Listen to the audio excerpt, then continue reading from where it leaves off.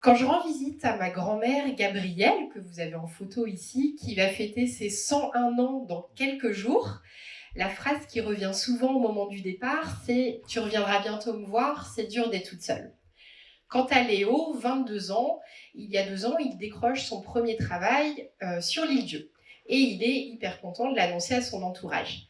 Mais ce qu'il ne dit pas, Léo, c'est qu'il dort dans sa voiture, parce qu'il n'a pas trouvé de logement. Sur le territoire, les étudiants, apprentis, saisonniers, jeunes actifs ont des difficultés à se loger. Les entreprises peuvent rencontrer des difficultés pour recruter, faute de logement pour leurs futurs salariés apprentis. Les seniors, pour une grande majorité, souhaitent vieillir chez eux. Pardon. C'est pour toutes ces raisons que nous avons créé Gabrielle et Léo, solution pour connecter les générations grâce au logement. Donc, bonjour à tous, je suis Aude, fondatrice et directrice de l'association Gabrielle et Léo, et je vais vous présenter aujourd'hui la cohabitation intergénérationnelle solidaire. Donc, Gabrielle et Léo, l'association a été créée l'année dernière. Nous sommes une antenne régionale du réseau national Cohabilis, c'est le logo que vous avez en haut à droite. Donc, en photo, vous avez les membres du conseil d'administration de Gabrielle et Léo. Donc, Gabrielle et Léo est présent sur le Pays de Ré, donc sur le sud de la Loire-Atlantique et sur le nord-ouest de la Vendée. Nous avons des partenariats avec les territoires de Challengois, Océan-Marais-de-Mont, Noirmoutier, Saint-Hilaire. Et donc, on est ravis de démarrer ici sur l'île-Dieu. Et on fait partie du pôle ESS Vendée. En fait, on est une association de l'économie sociale et solidaire. Donc, le pôle ESS Vendée et l'équivalent en Loire-Atlantique, c'est des écosolis. Donc, on est accompagné par ces 3 réseaux pour le développement de Gabrielle et Léo et comment s'adapter aussi aux besoins du territoire et y répondre au mieux. Alors, qu'est-ce qu'on fait chez Gabrielle et Léo ? Gabrielle et Léo, on met en relation des seniors, propriétaires ou locataires, seuls ou en couple, qui disposent d'une chambre libre chez eux, et des jeunes de 16 à 30 ans, des apprentis, stagiaires, jeunes actifs à la recherche d'un logement temporaire. Alors, la notion de temporalité est assez large, ça peut aller de quelques semaines à 1 an. En fait, on va s'adapter aux attentes et aux disponibilités de nos hébergeurs pour proposer ensuite le logement aux jeunes. Par exemple, vous avez tout l'hiver, vous avez une chambre disponible et puis arrivé le printemps, l'été, vous recevez les enfants, les petits-enfants, les amis, etc. Donc la chambre est moins disponible, et bien on va s'adapter à vos besoins et à la disponibilité de la chambre. Donc notre rôle, c'est de mettre en relation un senior, de bien identifier les besoins. Est-ce que vous avez besoin de services rendus par le jeune ? Est-ce que vous souhaitez partager le repas ? Est-ce que vous avez besoin d'un coup de main pour tondre la pelouse, pour aller chercher les courses ? Ou alors pas besoin de service, vous êtes complètement autonome et c'est simplement une présence bienveillante qui peut vous rassurer, qui peut aussi rassurer vos enfants et permettre de rester chez vous le plus longtemps possible. Donc, une fois qu'on a bien identifié vos besoins, eh bien, on va rechercher les jeunes qui peuvent vous correspondre. Vous rencontrez, alors soit une première rencontre en visio, je prends l'exemple avec Arthur et Lucette qui vont témoigner. Arthur habite sur Lorient, donc la première rencontre s'est faite en visio, puisque Arthur ne s'était pas déplacé, était à l'école sur Lorient. Donc il y a une première rencontre qui se fait et vous décidez si ce premier feeling est passé et si vous souhaitez aller plus loin. Et si c'est le cas, donc nous, l'association, on encadre les cohabitations en rédigeant un contrat et une charte. Donc dans le contrat, on va définir la durée de la cohabitation, le montant de la contrepartie financière, les services rendus et une charte avec les règles de vie. Donc tout est bien encadré. Il faut savoir que le dispositif de cohabitation intergénérationnelle est réglementé par la loi Elan. Donc il y a un cadre légal, un cadre fiscal qui clarifie le dispositif. Et donc une fois que la cohabitation démarre, eh bien, l'association est présente pendant toute la période de cohabitation en faisant des points réguliers. Donc on va faire au minimum une fois par mois, on a un contact, soit on se rencontre, soit au téléphone, soit en visio, pour s'assurer que la cohabitation se passe bien. Et si besoin d'intervenir sur tel ou tel sujet, l'association est là pour ça. Donc pour s'adapter aux besoins des hébergeurs et des jeunes, on propose 3 formules. Une première formule que l'on a appelée une formule solidaire. Alors la formule solidaire, je vais prendre un exemple. On a Maude qui habite Chaland. Maude a 94 ans. Elle a accueilli pendant 6 mois un jeune homme qui s'appelle Camille, qui était en école d'aide-soignant et qui avait besoin d'un logement quand il était en cours. À ses périodes de stage, il était sur Nantes, mais il avait besoin d'un logement. Et donc Maude, ce sont ses enfants qui nous ont contactés parce qu'ils souhaitaient que leur maman ait une présence bienveillante le soir, qu'elle puisse partager le repas avec quelqu'un, et une présence bienveillante la nuit aussi, puisque la journée, elle avait déjà un accompagnement, une aide à domicile, des soins infirmiers, portage des repas. Mais ce qui manquait pour qu'elle puisse continuer à rester chez elle, c'était cette présence bienveillante le soir et la nuit. Donc Camille s'est engagée, quand il rentrait de sa journée de cours, à passer un moment. Il s'asseyait autour de la table et puis il discutait, il racontait ce qu'il avait appris en cours et il partageait le repas. Et puis après, chacun vaquait à ses occupations. Mais voilà, il y avait toujours ce petit temps d'échange le soir. Et c'était très rassurant pour Maude et sa famille. Et un jour, Nadine, la fille de Maude, m'appelle en me disant « Mais Aude, tu te rends compte, maman a repris à tricoter ». Ça faisait des années qu'elle restait dans son fauteuil, elle regardait la télé, et là, elle avait ressorti son tricot qu'elle n'avait pas sorti depuis très longtemps, depuis que Camille était là. Ça lui avait redonné envie de faire autre chose. Voilà, donc ça, c'est un exemple d'une cohabitation en formule solidaire, où là, il y a une vraie présence bienveillante pour un hébergeur qui est un petit peu âgé. Une deuxième formule qui est la formule conviviale. Donc là, on va plutôt être sur des cohabitations avec des coups de main ponctuels, des temps de présence qui sont un petit peu moins que la première formule. Je vais prendre un autre exemple. On a Marido. Marido a 82 ans. Elle habite à Pornic. Elle vient de perdre son mari. Et ce sont ses filles, à nouveau, qui nous ont contactés pour avoir une présence pour leur maman, sachant que Marido est très autonome. Mais voilà, elle se retrouve seule le soir.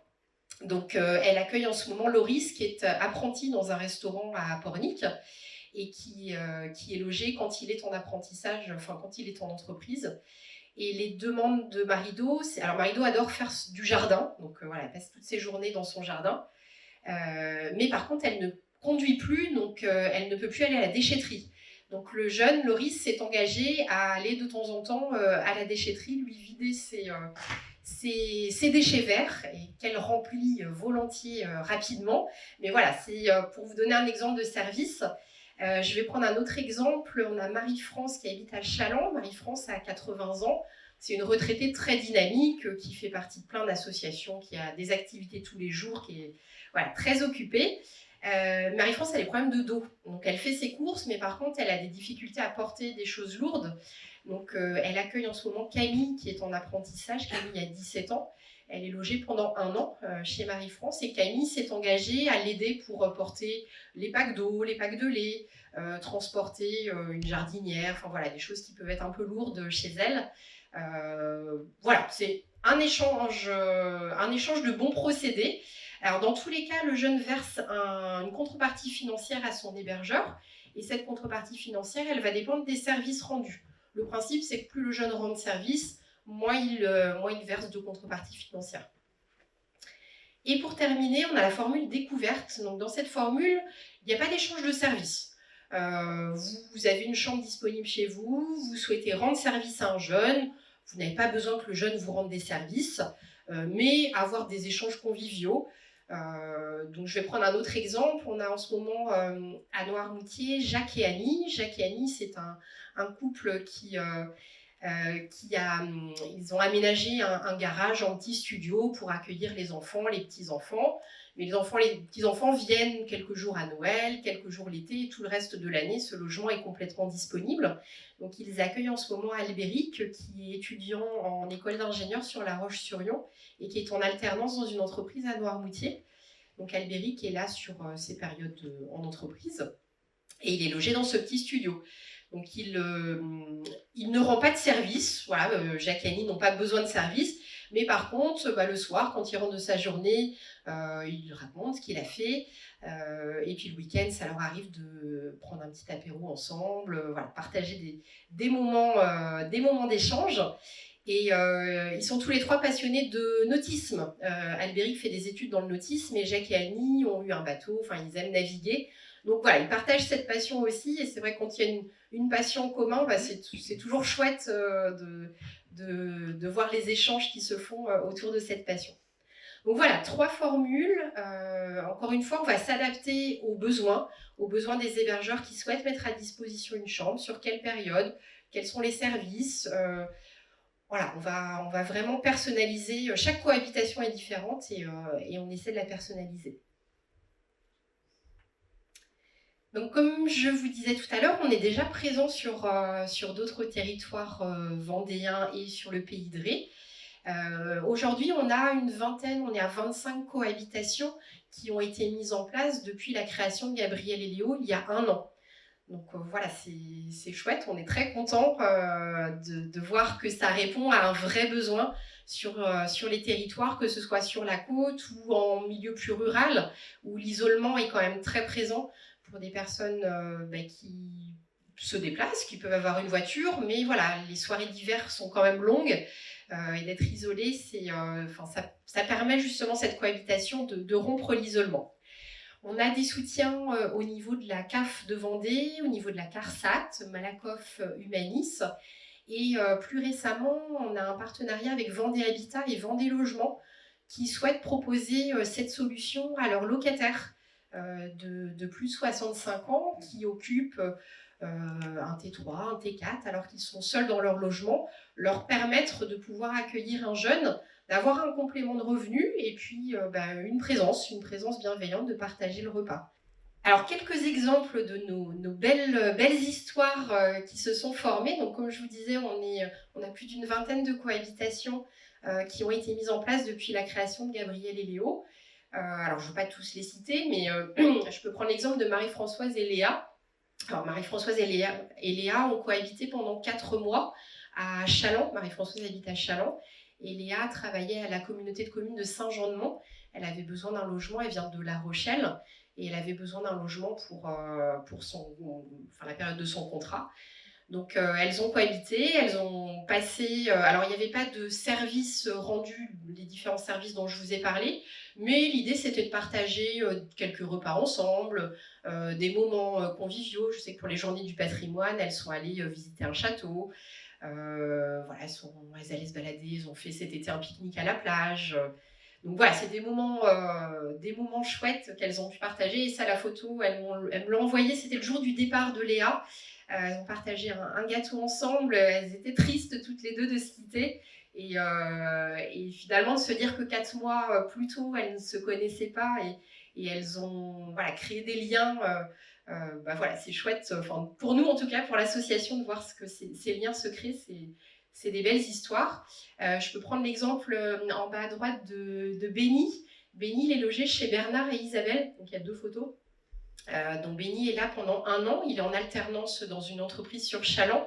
Et il est logé donc chez ce couple Bernard et Isabelle, qui sont ravis de lui faire découvrir la côte. Le week-end, il l'emmène en balade. Bernard l'a emmené faire une partie de pétanque l'autre jour. Voilà, donc c'est des moments simples, mais c'est toujours plus sympa d'aller se balader à 2 à la mer plutôt que d'être seul. Voilà, et plein d'autres belles histoires. Bonjour à tous. Eh bien, je suis Lucette, retraitée depuis 12 ans. J'étais dans le commerce et j'ai 74 ans.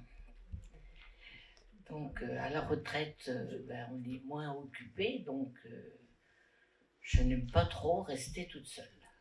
J'ai toujours eu autour de moi, dans le commerce, des clients et j'aime bien la compagnie. Merci. Arthur, si tu veux te présenter. Bonjour, je m'appelle Arthur Lelevé, je suis en terminale CGM Commerce au lycée maritime à Etel et je suis actuellement stagiaire à You-Continent jusqu'au 19 décembre. Alors, pourquoi avoir choisi la cohabitation intergénérationnelle ?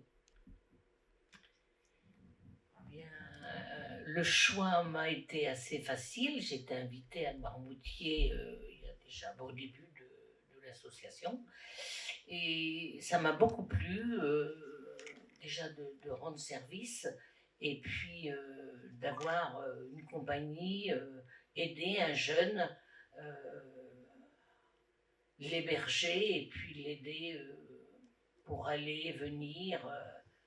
Parce que j'avais justement un cas dans ma famille, ma nièce qui était à La Rochelle et qui avait eu beaucoup de mal à trouver un logement. Et ça m'a décidé de le faire sur ma commune, quoi. C'était bien. Et on est bien encadré avec Gabriel et Léo au niveau des démarches pour pas faire le bail, mais enfin cette charte, comme ça on est bien épaulé et encadré, quoi.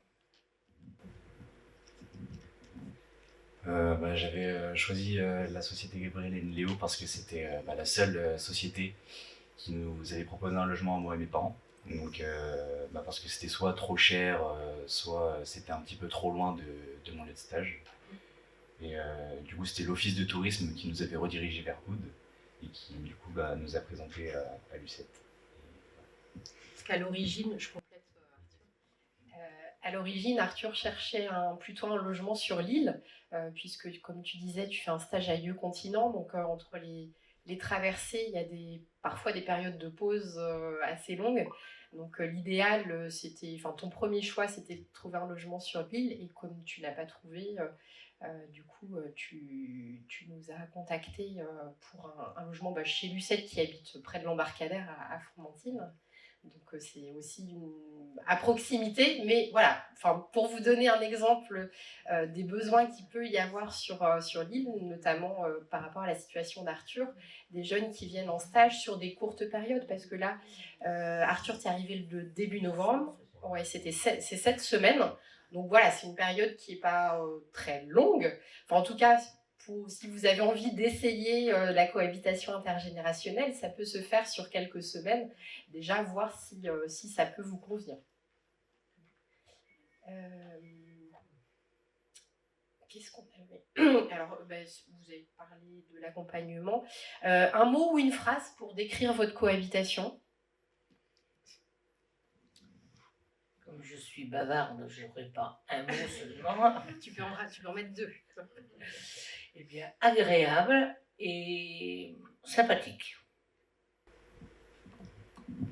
Moi, j'aurais dit convivialité, parce que ça se passe bien avec Lucette, on passe de bons moments ensemble. Est-ce que tu veux développer les moments que vous pouvez passer ensemble ? Comment se passent vos soirées, par exemple, les week-ends ? Quand je rentre après une journée, on se parle un peu de comment ça s'est passé.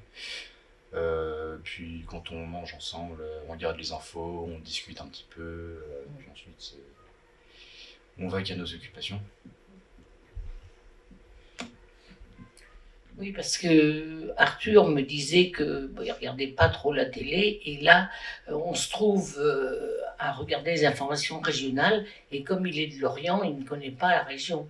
Donc pour lui, ça l'intéresse de partager et de connaître les environnements aussi autour de chez nous, quoi.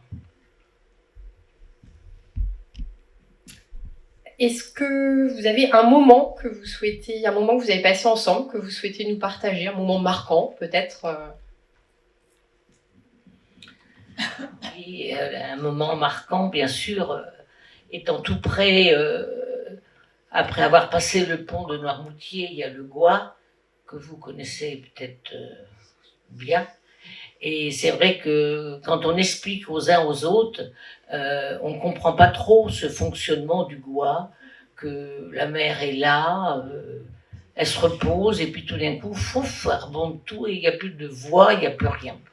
Et ça fait un peu peur, mais quand je lui ai dit qu'il y avait des balises pour se réfugier, c'est vrai que c'est un peu étonnant, mais c'est comme ça que ça se passe malheureusement quand il y en a qui laissent la voiture dans la mer. Donc c'est vrai que je lui ai fait passer le Gois qui était découvert, et puis après on est allé un petit peu à Noirmoutier, voir le port. Mais Arthur, c'est des petits voiliers, hein, c'est pas trop son truc. Mais bon, après on est revenu 1h30, 2 heures après, et c'est vrai que là, le Gois commençait à être rempli, Et ben, c'est étonnant, quand on est sur le ponton en haut, on se voit que là, toute la mer a recouvert toute la route, quoi. Alors c'est assez surprenant, quoi. Alors il m'a fait une remarque, et ça m'a un peu amusé, que sur l'île, eh bien, on a pris la 4 voies, comme vous connaissez, et lui, à Lorient, eh bien, il a des petites îles, mais il n'a pas une grande île comme Noirmoutier avec une 4 voies. Donc il voyait l'île de Noirmoutier beaucoup plus petite, mais elle est quand même assez grande et il y a du mouvement pas mal, quoi. Voilà notre dimanche, il y a 15 jours, je crois. Et la prochaine, ça sera Saint-Nazaire, mais il faut partir la journée, là. Et toi, Arthur, parce que tu as un moment. C'était exactement le même que Lucette. Ouais. Ah ouais. Et qu'est-ce qui t'a surpris? Est-ce que tu connaissais le Goa avant que Lucette t'en parle? Pas du tout. Ouais. Non, c'était la première fois que je venais de manière générale à Fromentine. C'était avant le stage, je connaissais même pas du tout Fromentine. Donc ouais, c'était une belle découverte. Ouais. Bah, c'est un exemple, c'est vrai qu'un jeune qui n'est pas logé avec une personne de la région ne va pas forcément découvrir. Donc c'est un partage aussi intergénérationnel et puis du territoire. Ça permet aussi l'insertion des jeunes qui arrivent. Alors là, Arthur n'est pas là pendant très longtemps, mais un jeune qui vient pendant 1 an faire un apprentissage, eh bien c'est une façon aussi de découvrir la région par quelqu'un de local qui va aussi peut-être le mettre en relation avec d'autres jeunes du territoire, d'autres associations. Lucette fait partie d'associations, et notamment l'outil en main que vous connaissez peut-être sur Barbâtre. Donc voilà, ça peut être, imaginez un matin où Arthur, tu partages aussi l'outil en main et de rencontrer d'autres personnes. Voilà, c'est un moyen de créer du lien entre les générations et de pouvoir apporter à chacun. Une dernière question peut-être. Qu'aimeriez-vous dire à quelqu'un qui hésite à faire de la cohabitation intergénérationnelle? Je dirais aux personnes qui, là, nous écoutent et d'autres qui prendront sûrement les coordonnées de Gabriel et Léo, qu'il faut se lancer, ça se passe, enfin, pour moi bien sûr, mais pour d'autres aussi, ça se passe facilement. Faut prendre ces jeunes qui sont à la découverte de la vie au quotidien, qui connaissent pas tout, bien sûr, à 16, 17 ou 20 ans. On a des choses à leur apprendre, à leur passer, quoi, des informations, et à partager, je dirais entre guillemets, des petites manies qu'on a, nous, à 70, 75 ans, qu'ils ne connaissent pas. Et apparemment, il y a des choses que je crois qu'ils ouvrent grand les yeux et tout se dire, mais qu'est-ce qu'elle veut dire? Ou qu'est-ce qu'elle va faire? Je le vois, je commence à le connaître, ça fait 3 semaines qu'il est à la maison. Alors, c'est pas une remarque, mais vous allez rire. Juste, il range sa trottinette dans le garage. Et il ferme pas la porte du garage. Mais il laisse la lumière allumée. Oui, parce que j'ai l'impression qu'il croit que tout est... hop, on passe, ça s'allume, on ressort, ça s'allume. Mais dans une maison, chez une grand-mère de 74 ans, tous les interrupteurs ne sont pas branchés super comme ça. Alors c'est un peu marrant, quoi. Voilà. Donc je dirais que bon courage à tous de vous tourner vers Aude, et si vous avez une place, de prendre un jeune ou une jeune, et vous serez ravis, et puis lui, ben, il sera content aussi. Hein. À peu près la même chose que Lucette. Si tu avais des jeunes, bon désolé, hein, mais voilà, un jeune qui hésite à dire bah, est-ce que je préférais aller à la colocation avec quelqu'un de mon âge, qu'est-ce que tu pourrais lui dire? C'est une bonne expérience d'être avec une personne âgée. On a des choses à apprendre de nos aînés, et voilà. C'est important de pouvoir connaître ce qu'ils faisaient avant, de partager des bons moments avec eux. Et, voilà. Et c'est une solution de logement. Oui, en plus, et pas cher. Voilà. C'est abordable. Voilà, c'est ça. C'est important. Ouais. C'est vrai. Et c'est important aussi pour des jeunes qui ont 2 logements, qui sont étudiants, voilà, avec un logement dans leur dans leur ville universitaire et qui font un stage où ils ont besoin de prendre un deuxième logement. Là, on a le cas, on a une jeune fille qui nous a contacté en début de semaine. Elle va faire un stage à l'hôpital de Machecoul. Alors, c'est pas ici, mais sur Machecoul, qui est pas très loin. Et elle est étudiante à Cholet. Elle a un logement à Cholet. Et là, elle est en stage pendant 2 mois.